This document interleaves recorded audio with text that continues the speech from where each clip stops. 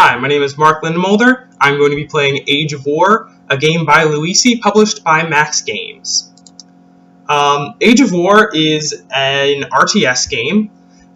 It's similar to my game Space Match, which is also an RTS game with a focus on timing. In Age of War, the primary gameplay mechanic is using the money you have here to train units that get sent across the playing field to attack the opponent's base. It's a symmetrical game, so your opponent is doing the same. I like to think of this as a kind of RTS-light game.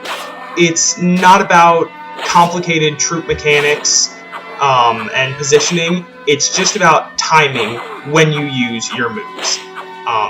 One of the big mechanics is your special move, which you get to activate, and then it takes some time to recharge, and timing when you use those moves is make or break in a game.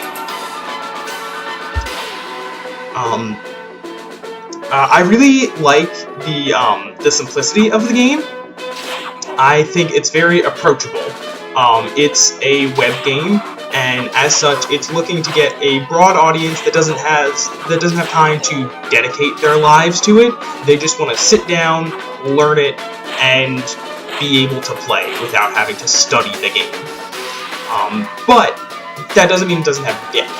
I think the evolve mechanic of the game, which is every time you get a certain number of experience points, which is gained by defeating enemy troops, you can evolve to the next age, which upgrades all of the units that you have available to purchase, but keeping their core gameplay the same.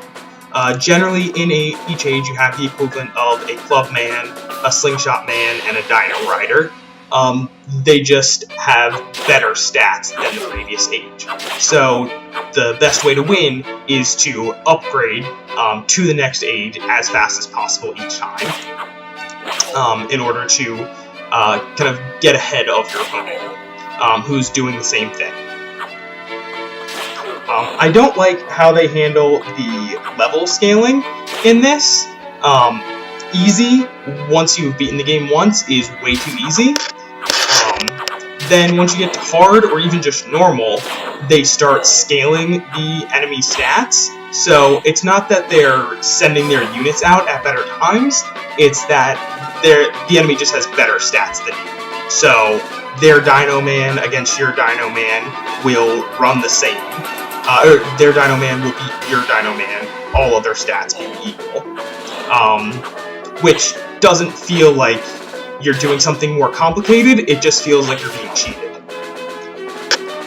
But with that said, I think it does a wonderful job of taking the core RTS mechanic of training units and sending them out to battle against other units in a very simplistic way, without taking the fun out of it. It's still very much an interesting game, which is kept alive through the use of the evolve mechanic, as well as the special abilities, which make the timing feel really important, because when you use the special abilities is really make or break.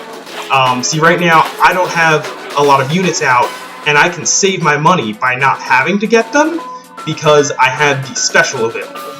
So now that I'm able to upgrade to the next stage, I can get a lot of big units that my opponent won't be able to afford right now because they don't have their special available.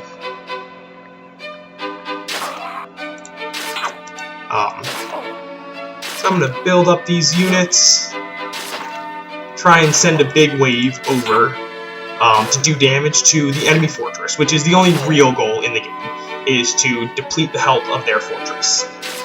So the game has a very kind of simple arc that it runs through. Is you start at the first stage, there's I believe 5 or 6 stages that you go to, and once you get to the last one, it's about building as much money as you can so that you can build all of your units into one big wave to send against your opponent to get past their defenses.